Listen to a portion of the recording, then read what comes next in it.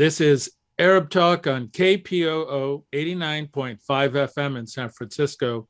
This is Arab Talk with Jess Jamal. I'm Jess Jamal. And I'm Jamal Dajani.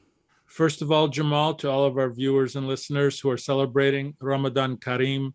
We just started the holy month of Ramadan for, 1.5 billion Muslims all over the world. And, people are fasting from just before sunup to just after sundown. It's an extraordinary time for Muslims all over the world. We want to wish our best to all of our Muslim viewers and listeners all over the world. Absolutely. And with that in mind, Jamal, we have a really great show today. We're going to be covering this really major development at the United Nations where HRC 49 from the Human Rights Commission basically adopted a resolution of human rights, condemning human rights violations in occupied Palestine, the West Bank, Gaza, and East Jerusalem. We'll be getting a thorough analysis and update about that. We're going to, unfortunately, continue to talk about the devastation in Ukraine and the war, with things that are happening in the video and still images coming from Bucha outside of Kyiv today, the devastation, the death, the destruction, the wanton killing of innocent civilians, men, women, and children is just devastating. And of course, we have a lot to say about that. But before we get there, we're going to watch a really great interview that you did with Diana Buttu, human rights attorney in Palestine, talking about the Naqab Accords or agreement. I call it the clown show. Naqab Summit or Negev Summit. Whatever it is, it's a clown car. It's a clown show. But I'm being kind when I say that. But it's always good to hear from Diana Buttu about this, and you did a great interview with her. I think we're going to start with that and then talk about it on the other side. You're right. Let's watch Diana Buttu. Last week, Israel hosted the foreign ministers of 4 Arab nations, Bahrain, Egypt, Morocco, and the United Arab Emirates, along with the United States in the Naqab or Negev at Kibbutz Sde Boker, near the tomb of Israel's first Prime Minister David Ben-Gurion. The Palestinians were not invited to the summit. What were the objectives of this summit and why now? Joining us to discuss this and more, Palestinian-Canadian lawyer and former legal advisor to the Palestine Liberation Organization, Diana Buttu. Welcome again to Arab Talk, Diana. Thank you, Jamal. It's always a delight to be on your show. Let me start with the symbolism and optics of this summit. Starting with the Palestinians being invisible, the choice of the venue. The summit was held on the eve of also Land Day. Was this a deliberate message by the participants to the Palestinians that not only you don't count, you're not part of the equation of the Middle East, but we are also meeting near the final home and resting place of Ben-Gurion, one of the masterminds of the ethnic cleansing of Palestine, and in the Naqab, where Israel continues to steal land from its Bedouin inhabitants. Tell me about this kind of the timing and the optics. Well, Jamal, there was a lot of things that were involved in this summit that are sending messages, very clear messages. The first, which is one thing that you didn't mention, which is that actually the summit was held 20 years to the day of the Arab Peace Initiative. And these normalization agreements, which are really just security contracts, nothing more, are not only a blow to Palestinians, but a blow to this idea of Arab consensus, because it was 20 years ago that we saw that all of the countries of the Arab world came together and said to Israel, if you end your occupation, if you let refugees go home, then you'll have normalized relations. So here they are 20 years later. Refugees are still not allowed to come home. Israel still hasn't ended its occupation, and now it's being rewarded for it. So it was everything from rewarding Israel without Israel doing anything, killing off Arab consensus through the Arab Peace Initiative. As you mentioned, just a couple of days before Land Day, which was March the 30th of 1976, commemorating the confiscation of thousands of dunams of Palestinian land inside 48 and the killing of 6 Palestinians on that day. And of course, the fact that it was done in the Naqab, the Negev, a place that is witnessing daily ethnic cleansing with home demolitions occurring in that area every single week. The whole point of the summit was simply nothing. There was nothing that came out of it except to say to Palestinians, you are not here. We are going to continue on and continue to make alliances, regional alliances with Israel, and you Palestinians no longer matter. That was the message that came out of the initial signing of the normalization agreement in 2020, and this was the message very clearly of the summit. There was nothing else that came out. What about, I mean, this came also, the gathering comes as the Biden administration has been working to renew the 2015 international nuclear deal with Iran. Was the purpose also of the gathering, besides, we mentioned in no message, the message to the Palestinians was also to form an alliance or an axis against Iran?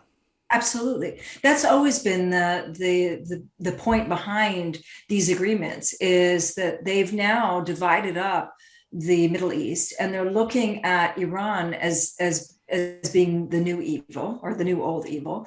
And Israel has come to these states and said, we have a common enemy. And as we say in Arabic, my enemy's enemy is my friend. And so what they've said to them is, sign these normalization agreements with us. We will have normalized relations, and then together we can form an alliance against Iran. What they are in effect saying is Palestine doesn't matter, the Arab Middle East doesn't matter. All that matters is Iran, and the only two parties that matter are Iran and Israel. To your knowledge, has any of these Arab foreign ministers visited the West Bank or Gaza or interact with any Palestinians during this visit? Or no, they haven't. Or did they, I mean, are they really helping to whitewash Israel's apartheid? Oh, absolutely, Jamal. Look, no, they didn't visit Palestinians. And to be quite honest, I'm glad they didn't. I'm tired of this idea that somehow there are two sides. There's one side, there's an occupier, and then there's the occupied. And you have to clearly choose a side. And they've chosen the side of the occupier. They've chosen the side of the oppressor. Are they whitewashing? Absolutely. Look, I want to take you back to 2020. When the first normalization agreements were signed, you'll recall that it was a blow to Palestinians for a few reasons. One, as I mentioned, it was killing off Arab consensus. Two was that they were rewarding our oppressor by having normalized relations with them. But third, and I think the part that stung the most, at least for me, was that the way that they were couching it was that somehow they were doing Palestinians a favor. They were doing a good thing for us. They claimed that this was going to stop normalization. They claimed that this was going to stop settlement activity. And I can tell you, Jamal, just in the year 2021 alone, we've witnessed the highest rate of home demolitions of any period since 1967. We've seen the fastest rate of settlement growth since the normalization agreements were signed. So far from being a way of stopping Israel, they've actually given Israel the greatest gift. Israel has always wanted to be an occupier, to be an oppressor, and to be recognized as having legitimacy. And that's what they did. So they've given Israel exactly what it wants. It hasn't had to stop any home demolitions. It hasn't had to stop any land confiscation. It hasn't had to stop any settlement activity. And instead, it's been rewarded. I mean, we talk about timings. It's crazy. I can think of many other things, including also the recent report by the rapporteur at the United Nations. And before that, of course, we talked about Amnesty International and Human Rights Watch. So all these things, I feel like on one hand, Israel has its back to the wall, because now more and more within the international community, within the human rights organizations, are saying you are an apartheid state, yet these guys decide to meet. I mean, it's kind of insane in a way. Correct. That's the whole point of why people are so upset with all of this is that we've put forward a platform of BDS, of boycott, divestment, sanctions, and rather than them abiding by it, they've gone deliberately against it. Just as we're getting to the point where the rest of the world is now seeing, they've just finally woken up and realized that we're living under a system of apartheid. We now see that these governments are openly going against that, and not only signing pacts with Israel, but going a step further. Jamal, there isn't a day that goes by where I don't receive some sort of email from the Israeli government talking about a new agreement that's been signed with the UAE, whether it's another arms deal, whether it's the opening of universities or like exchange programs, or whether it's a free trade agreement. Every single day it gets rubbed in our faces. Just the other day, the Moroccan government started a new ad campaign that with signs all throughout the country that says, Shalom Morocco, hello Morocco. And then at the bottom it says, welcome home, at the bottom of these signs. So this has been something that we have been, they haven't done this in quietly. They've done it very much in our faces to show to the world that they're going to continue to defy what Palestinians say and do whatever it is that they want.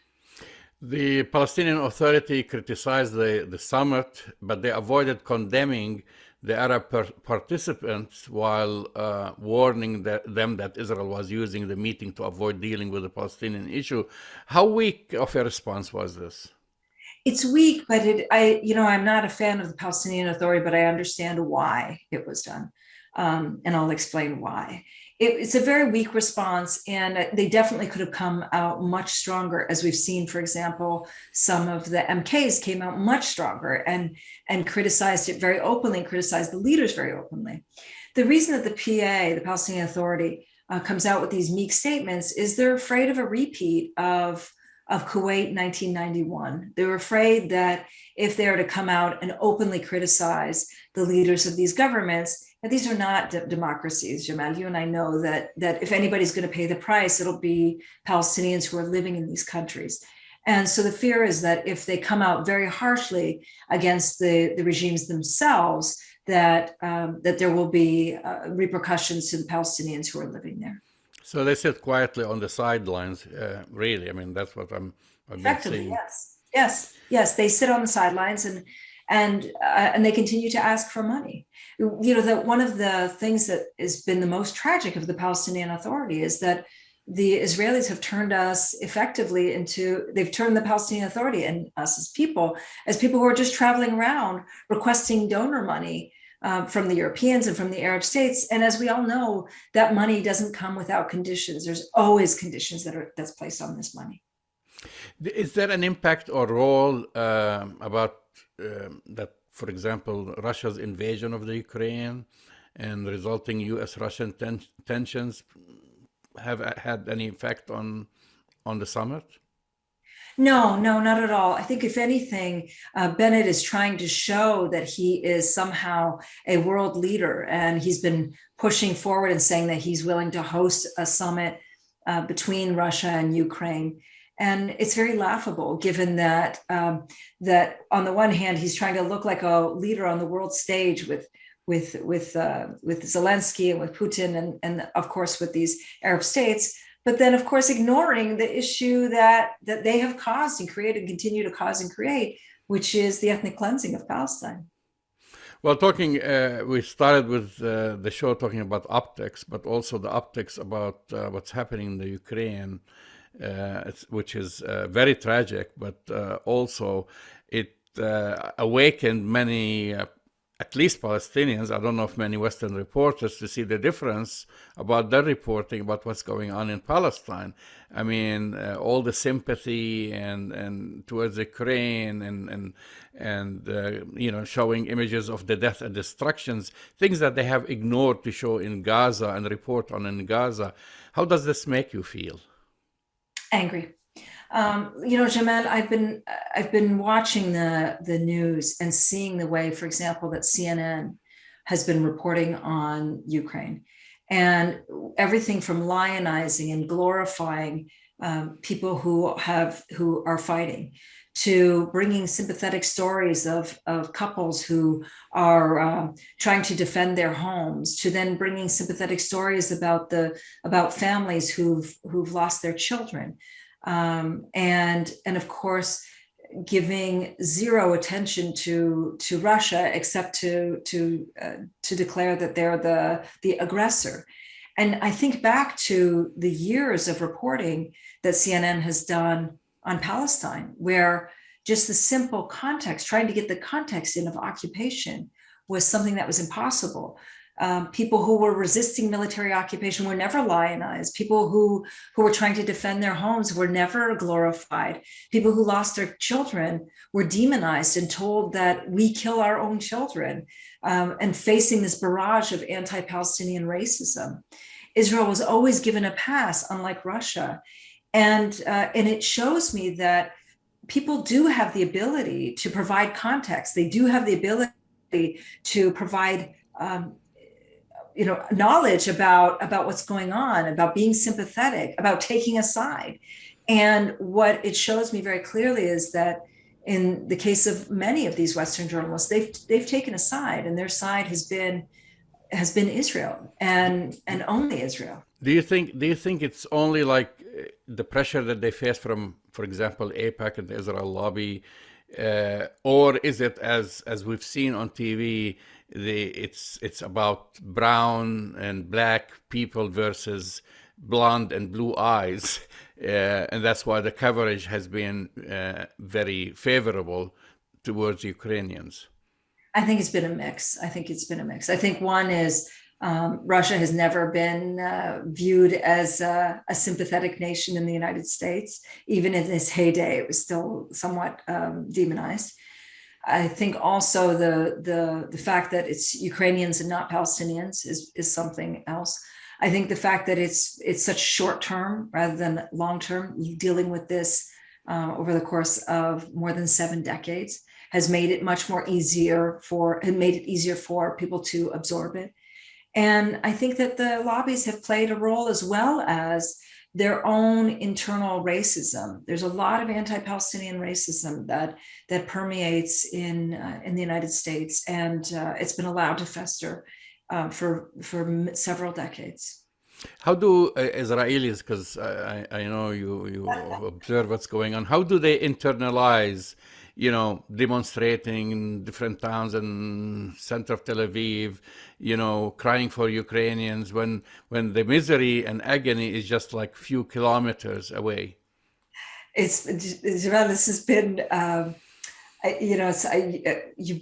been getting whiplash watching what's going on. So there's one group that is very firmly on side of Ukraine, everything from putting up signs and collecting donations to proclaiming that they are Ukraine and that Palestinians are Russia. And we've seen this a lot. And then there's been another side, which has been the much more interesting side to watch, which is people who are sympathetic, but at the same time, still holding firm to this idea of a Jewish state. And so so we've heard statements by the Interior Ministry, Ayelet Shaked, who's come forward and said that they will allow Ukrainians, but she's also said they really only want Jewish Ukrainians to come in. And this is why we've seen them put into place measures to make sure that those who are not Jewish are required to leave at the end of the war. So, you get this on the one hand, trying to show sympathy and obtain sympathy. And then on the other hand, the true face of Israel comes out, the racist face of Israel comes out, in which they say that you can really only stay if you're Jewish. So it's been quite interesting to watch. We've even seen protests at the airport, protesting people who come in from Ukraine. Some of the refugees who come in with signs held up by people saying, "We only want Jews to come into the country." And of course, this is stuff that isn't being covered by the news. Where do Palestinians stand? I mean, I know many Palestinians who studied in Ukraine. They are married to Ukrainians. They've also studied in Russia and married to Russians. So, I mean, what position are they taking? And of course, being sympathetic to see what happens after a house or a building is being bombed to smithereens. It's been overwhelmingly, understanding the humanitarian context that Ukrainians are living under, and what occupation means, what war means, what attacks mean. So there's been definitely that side of compassion and understanding. On the other hand, we've also seen that the Palestinian Authority has said that they're not going to come out and make statements about it. And that's been interesting, because they say, on the one hand, you don't want us to be a state when you don't want us to be a state, but then when it comes to something like this, you're expecting an international response as though we are a state. And so they've taken the position of not taking a position. But for Palestinians here, mostly expressing sympathy, understanding what it's like to live under a bombing campaign, understanding what it's like to lose your home, understanding what it's like to educate your kids in fear and to have shortages, and so a great deal of sympathy. One of the things that we've seen in the West Bank is that people who are fleeing haven't actually even been able to come to Palestine, particularly those who, for example, have been studying in Ukraine and don't necessarily have family in the West Bank, but don't necessarily have a West Bank ID card, that Israel hasn't been letting those individuals in either. Mm-hmm. So you can see that the ramifications are all around of what this has meant for people. Diana Buttu, thank you for coming on Arab Talk. My pleasure. Thanks, Jamal. Thanks for having me again. That's the voice and the face of Diana Buttu, human rights attorney from Palestine, talking about the Naqab summit, accord, clown show, whatever you want to call it, Jamal. But her analysis, as usual, spot on. It doesn't seem like Diana is very optimistic about very much.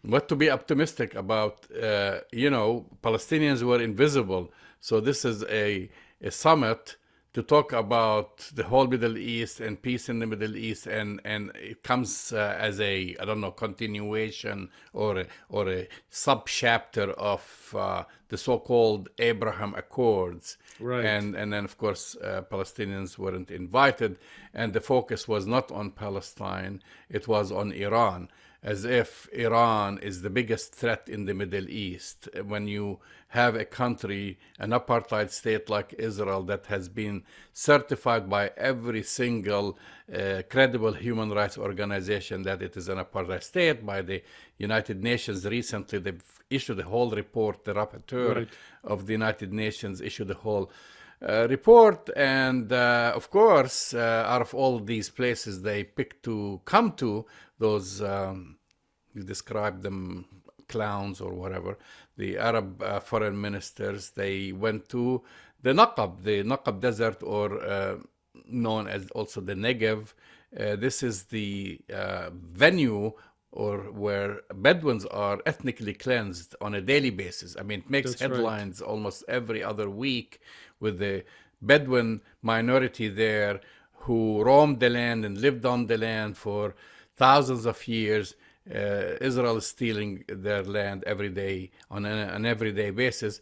And by the way, which you don't hear about a lot, which the summit just happened on a kibbutz where Ben Gurion is buried. I mean, here is the mastermind of the ethnic cleansing apartheid. Of the Palestinians, and they go there. It also starts on the eve of Land Day.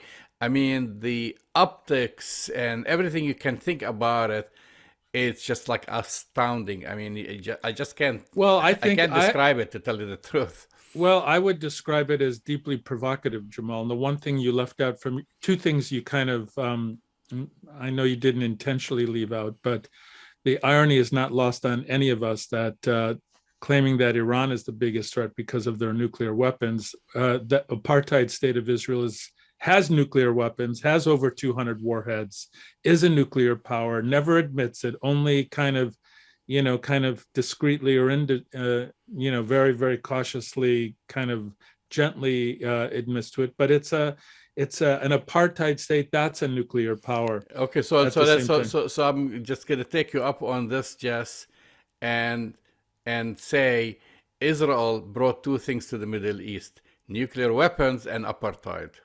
Well, that's in addition to the ethnic cleansing that they brought at the same time. So the fact that these Arab leaders, these foreign ministers from Bahrain, Morocco, and Egypt and UAE decided to come and speak on behalf of Palestinians and come to this, location symbolically where the grotesque ethnic cleansing of Palestine began, 1948, even earlier, is a disgrace in many ways. And yet, screaming about Iran being this big threat right now, when in fact, in many people's minds, the biggest threat to stability and peace in the region is an apartheid state that is engaged in ethnic cleansing. And the one thing we should speak a little bit about, Jamal, because it has been making the headlines.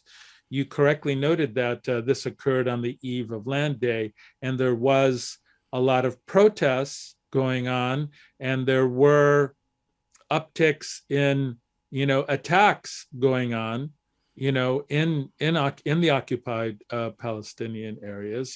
There were, we have always condemned, attacks on civilians, Jamal. That is something we have always condemned, whomever, is engaged in it. But at the same time, it seems like the Israelis are deliberately being provocative and provoking and not doing anything at the table to actually correct this apartheid wrong that they're engaging in. And of course, the Hasbara machine is just out of control right now. Yeah, it's taking credit and going back to the Arab foreign leaders or foreign ministers, I should say. Imagine this, Jess. I mean, they go to this summit. They don't invite Palestinians. They're isolated on some kibbutz in the Naqab desert. They didn't have the decency to visit any Palestinians or talk to Palestinians who have been suffering on a daily basis. They didn't have the decency, for example, to speak to the Bedouins, to meet with the Bedouins. What's this noise is all about? You're saying that Israel is confiscating your land, blah, blah, blah, that we keep hearing in the news. They didn't even bother to look them in the eye and say, we are meeting with Israelis, we are meeting with your oppressors, we are meeting with those people. Is there any truth in that? And I'm not talking about them now traveling to Jerusalem and going to Sheikh Jarrah or Silwan, or even, God forbid, making the trip to Gaza, which, by the way, Gaza is not far from the Naqab. But anyway, they didn't even bother sitting with the Bedouins, and these are Israeli citizens since 1948, and they have been in the news. They just buried their heads in the sand, and that's kind of pretty much going to be the title of probably the show: is Arab foreign leaders bury their heads in the sand of the Naqab or something like this. I think that's a very kind description of what they're burying in the sand, but yeah, I mean, burying their heads in the sand, but the depth of the disrespect, to go to the Naqab and listen. All of those so-called Arab foreign ministers didn't have the courage or the dignity or the respect to go to Jerusalem, maybe go to the Haram Sharif, maybe go to Al-Aqsa, and do something. Well, I just will interrupt about the Haram Sharif because the shoes will be flying at their heads, and we know that this happened. So I would say with this, yeah, they probably did a strategic maneuver not to do that, but at least to sit and meet and ask questions and probe. They didn't do that. But I can tell you, and I assure you, as a Jerusalemites, on behalf of all of the Jerusalemites, they are not welcome at Al-Haram Sharif. And had they've gone there, like on a Friday, during Friday prayers, there'll be like a whole riot. Not riot only. They'll be pelted with shoes. Yeah. I mean, they will not have been welcome. So I can tell you that's something I'm very sure of. Well, Jamal, this is segues to our next segment, actually, because you have the being in complete denial on the part of these foreign ministers who happen to go to occupied Palestine to meet. You have the absence of any Arab leadership kind of condemning the apartheid practices that the whole world is condemning the Israeli apartheid state. Now you have the United Nations Human Rights Commission kind of having the HRC 49, which is a resolution that was voted on and adopted, and basically calling out the human rights violations that are occurring in occupied Palestine right now. So it seems like, Jamal, what we're seeing is this increase in international kind of acknowledgement of the apartheid practices and the human rights violations that are going on in Palestine right now, and a complete avoidance of it by, leaders in the Arab world, in the United States and beyond. But the United Nations is taking, obviously, a keen interest in this. Well, I mean, I would say also that visit also represented, and this is what Diana Buttu and I talked about, it also presented a whitewashing of Israeli apartheid. I mean, this is when Israel has its back against the wall. It has been labeled by every single credible human rights organization as an apartheid state. You have the rapporteur for the United Nations issuing a statement saying Israel is an apartheid state. You have now this HRC 49 resolution at the Human Rights Council, which discusses basically Israeli settlements on occupied Palestinian territories, including, by the way, East Jerusalem, and including the occupied Syrian Golan Heights, which, if you remember, Donald Trump gave the blessing to Israel to do so. And and now you have those four Arab foreign ministers going there pretending like nothing has happened, and they want to talk about like everything. Basically, they want, like we said, they want to hold hands and sing Kumbaya, and that's what they were doing when you have everything going around them. Well, the reason I call them a clown car is because obviously they were told by the United States and by the Israeli leadership to show up. They didn't have a choice. I mean, Egypt, we know, receives. You always have a choice, but anyway. Well, yeah, but when you're that beholden to your, to your money from another country and security arrangements, they don't have the dignity or the respect to say no. So they were told by the United States and the apartheid leaders to show up, and they showed up. And if you look at the cast of characters that showed up, it's a pretty, problematic group. When you think about Bahrain, you think about UAE, you think about Egypt, for example. But talk about that. Just they're the bastion for human rights and democracy. Yeah, well, if you happen to be part of the ruling elite, maybe, but the amount of human rights violations that are occurring in those countries is rivals that of the apartheid state of Israel. So, with all that said and done, it was that's why I appreciated the interview that you did with Diana, because it puts an exclamation point on the not just the hypocrisy, but the amount of denial that the Arab leadership continues to live in right now. And, it's not as if things are getting any better, in terms of what's happening globally right now. We'll talk about that a little bit later. But this HRC, the adoption of the HRC resolution is kind of a big deal, Jamal. It's like an added, I mean, that's why you have to be totally blind now not to realize that Israel is an apartheid state and it violates Palestinian human rights on a daily basis, which, by the way, talking about it, it was adopted and by a recorded vote of 38-3, and this is important, we should talk about that, to 3 with 7 abstentions. And this was adopted on April 1st, which is the 58th meeting of the UN Human Rights Council. So let's talk about who said the naysayers. of Yes. course, the United States, Of course. then Malawi, like, okay, that they get to say something about, and Brazil. And we know the human rights record of the Well, current government Bolsonaro. Yeah, it's in Bolsonaro. Brazil. So those Right. are, I mean, it passed very handily, I would say, which is 38 votes, but yet the United States is still in denial. And I don't know what Malawi's game in the... Well, I know a little bit about that. They have a security agreement with the Mossad. Okay. So yeah, so I think that's part of their security agreement. And we know about Brazil. I mean, Brazil. Well, Bolsonaro. Yeah, Bolsonaro. has But the best Jamal, human rights Bolsonaro record rallies. in South America, right? And Right. But you and I have talked about this at Bolsonaro rallies. When he's rallying, you see the Brazilian flag and the Israeli flag right next to each other. So then the lineup of the cowards. I mean, those are the naysayers. To me, like to abstain is to be a coward, really. It is like a coward. You're sitting on the fence. The UK, which created, if we go to the history of the whole Naqab, you go back to the UK, they sat on the fence and they basically are neutral. Ukraine, which you see on a daily basis, cries and outcries saying that Russians are massacring them and violating the human rights and whatever. We know why. They sat on the fence.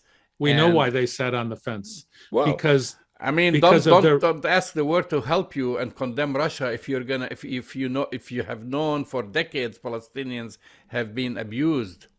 Well, that's because Zelensky has his special relationship with Naftali Bennett and the Russian oligarch, the Israeli Russian oligarchs, all of which are kind of flocking to the apartheid state for safety. And so this is part of Zelensky's ploy not to irritate the apartheid state, even though his country is being pummeled by the Russians. Then you have India. Well, that I understand why India is cowardly. And that wouldn't surprise you. Actually, what I'm thinking, India would have been part of the naysayers. But the reason they didn't do that is because there are a lot of Indians living and working in the Middle East. That's right. So that doesn't, I mean, yeah, you're right. I probably would have expected India to vote directly against it. So I guess being a coward is a win, I guess. Well, them. With Modi and the Islamophobia that's right. in India and the cooperation and collaboration with the apartheid regime, I expected India to be one of the naysayer. Then you have Nepal. I don't know why. I have no idea. The Marshall Islands, we know why. I mean, they always do it. Yeah, they always do it. Cameroon and Honduras.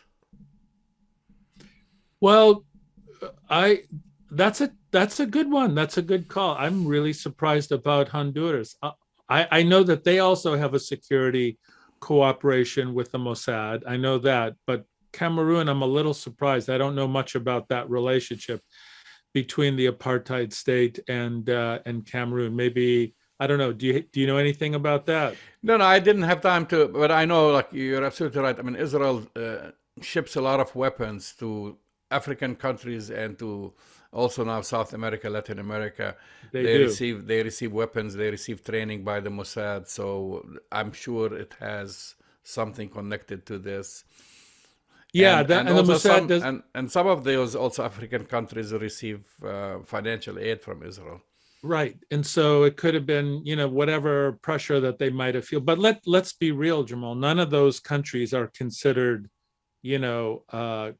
great countries with great human rights records. None of those countries, either the naysayers or the fence sitters. These are not countries to really celebrate in any way, shape, or form. So, nevertheless, here is the record for Israel just within the past, I would say, 2 years, Jess. Yeah. Starting with the Israeli human rights organization, B'Tselem, and then going to another Israeli human rights organization, Yesh Din. Both say Israel practices apartheid. Then you have Human Rights Watch. Israel practices apartheid. Then you have Amnesty International issues a huge report detailing every aspect, not only since 1967, but they're going all the way back to 1948. Exactly. Israel is an apartheid state.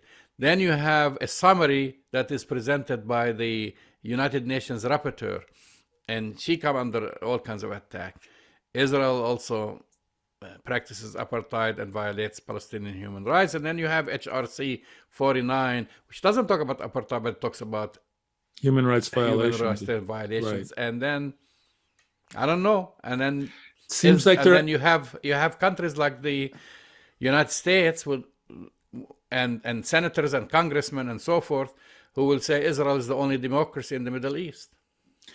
Well, I think it's a bad couple of years for the apartheid regime, Jamal, but I want to kind of use what you just said as another segue to our next discussion too, because, you know, at the same time you have Joe Biden, the president of the United States, who's calling for the ICC to investigate Russian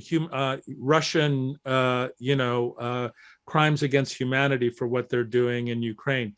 But isn't it ironic?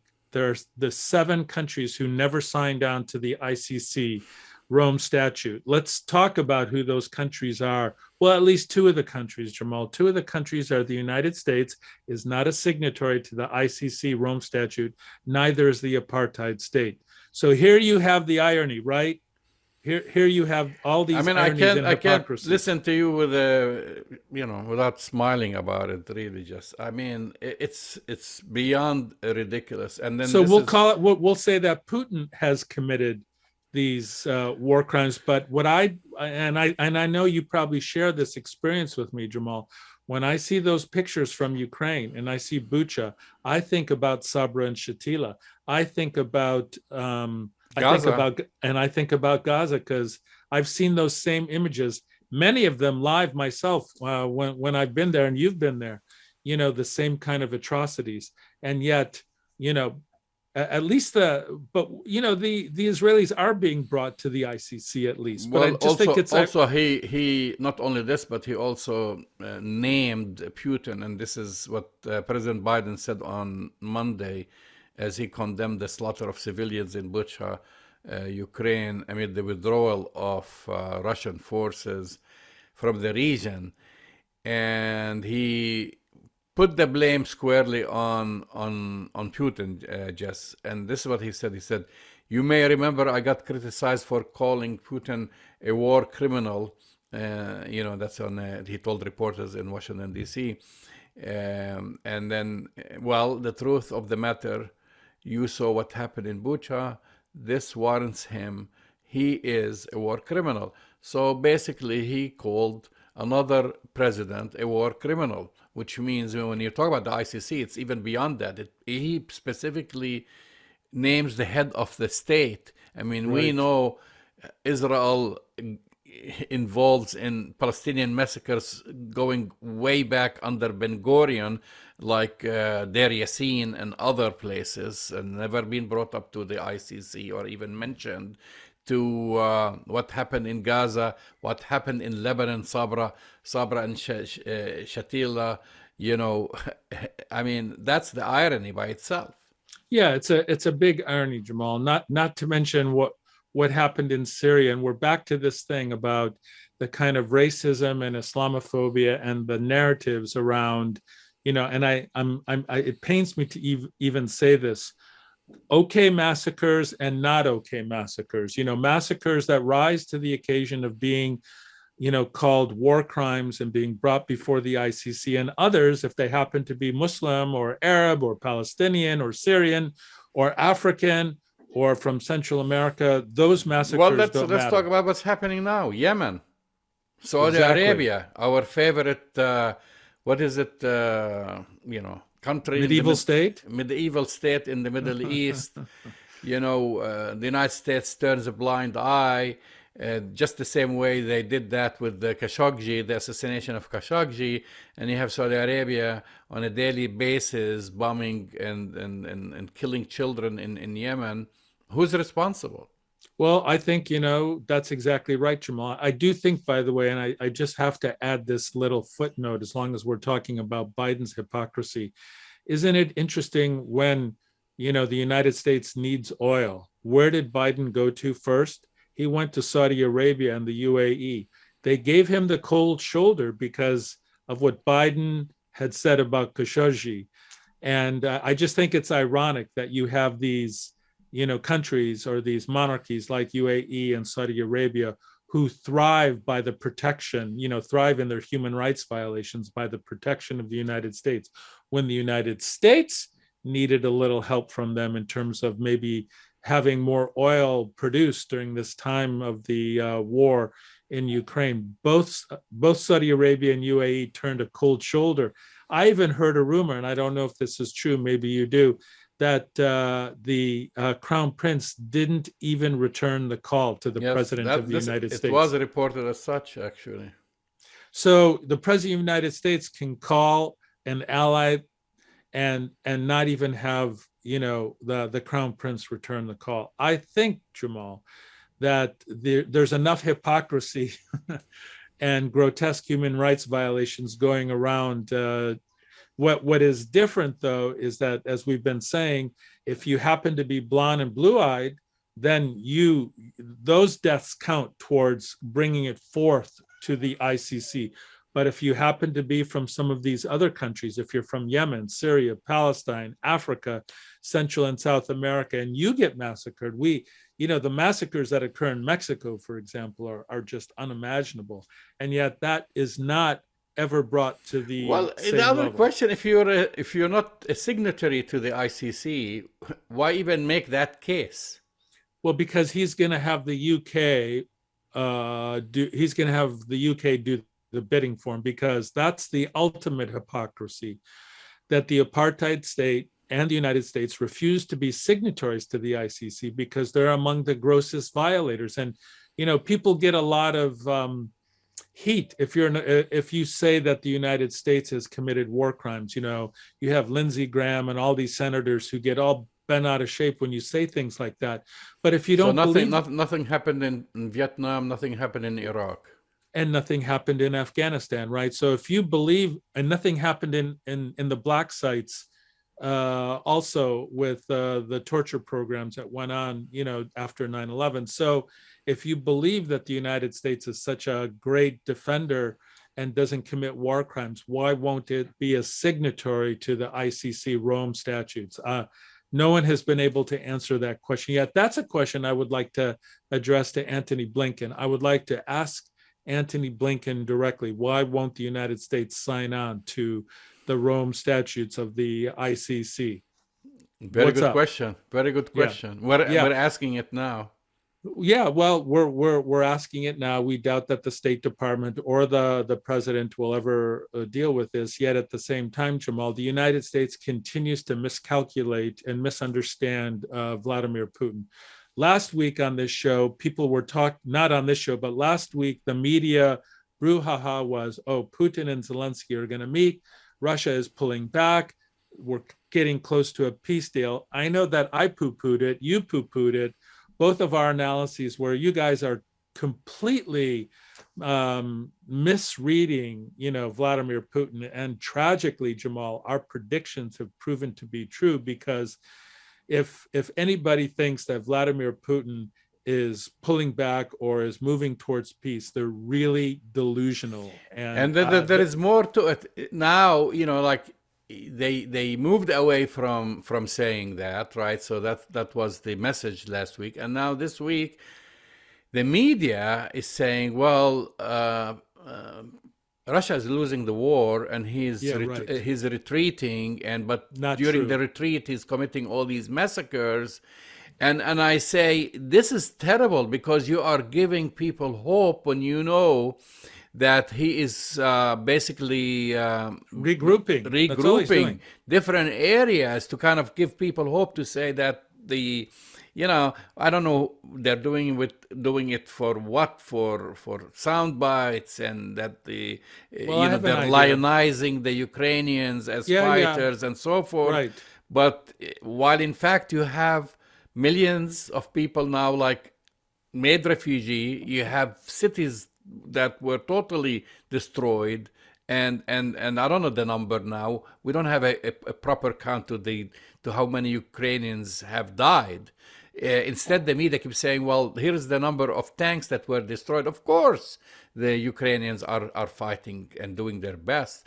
As they should. But don't fool yourselves and say that they are retreating or they're losing. Yeah, and I think that's a really good point, Jamal, because part of the problem is that media misrepresentation or media complicity, or the technical term is the media's confirmation bias or need to find a heroic story in the middle of all this devastation is in fact, and I think you're exactly right about this, causing more harm for Ukraine and Ukrainians, because you now have, this was just reported in the last 24 hours, some 30 to 40,000 Ukrainians returning to Ukraine because they have bought into this narrative of the heroic. And don't get me wrong, a lot of this is heroic in terms of what they've done around Kyiv. But let's be really clear about this, Jamal. The Ukraine is still under attack. Russia is just regrouping. There is no peace deal. Putin is not giving up. Putin is going to continue his attempt to absolutely destroy Ukraine and bring it under its pressure. You had the leader of Hungary, for example, Orbán today, who announced himself as, they had an election. He won.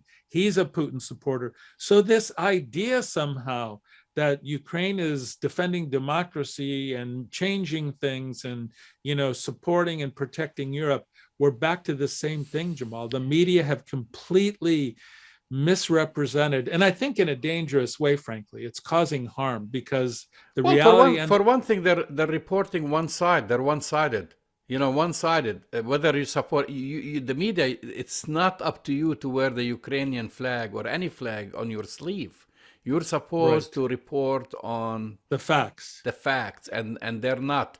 They're using terrible things like what I'm saying. They're engaged in advocacy. This is what they're doing. The U.S. media is engaged in advocacy, and that's not the place for it. And then also, in a way, unless people have smartened up in Ukraine, they're giving people a lot of hope. Just the same way that that the NATO and the United States gave false hope to Zelensky and then threw him under the bus. I didn't see anyone fighting on Ukraine's behalf. It's a little bit too late to provide weapons and food and money once your country is devastated. Yeah, Jamal, I think that's exactly right. I mean, one aspect of the devastation, obviously, is what the horrific things that the Russian military is doing. But we know war is horrific. Let's not make any bones about it. Well, we've seen the evidence. The Russians, I mean, you see, you have to be a student of history to know what the Russians had done in Afghanistan and Chechnya. To learn thing. That, I mean, they're not there thing. I'm not going to buy into Ukraine's kind of going, we're just going to secure a Russian interest and preserve the country and they are invaders, just like any country that invades any country. It causes death and destruction. That's exactly right. And I have to just say one more thing about the media, Jamal, which is very upsetting to me, is the way that they're the way that they interview Ukrainians who are suffering on TV and kind of using that, I think, for propaganda's sake or for whatever kind of idea that they have, is really difficult for me to watch. Having myself worked in those areas and interviewed and been with people who have suffered similar losses, who have been through deaths of family members, to do those kinds of interviews so that people re-experience all that pain, all that trauma, and then they just leave them, Jamal. And people are left with all that suffering after a reporter gets their little juicy soundbite of somebody crying, and they're left to suffer on their own. And I think the biggest culprit, frankly, is the US media, whether it be CNN or all the major networks. really painful to see how they're doing this with all of the people of Ukraine that are suffering. I'm sure we're going to be talking about this again next week. Sadly, we're going to be discussing this topic again next week. You've been listening to Arab Talk on KPOO San Francisco 89.5 FM. Go to our website, arabtalkradio.com, to download the latest show, and we will talk to you next week. We'll see you next week.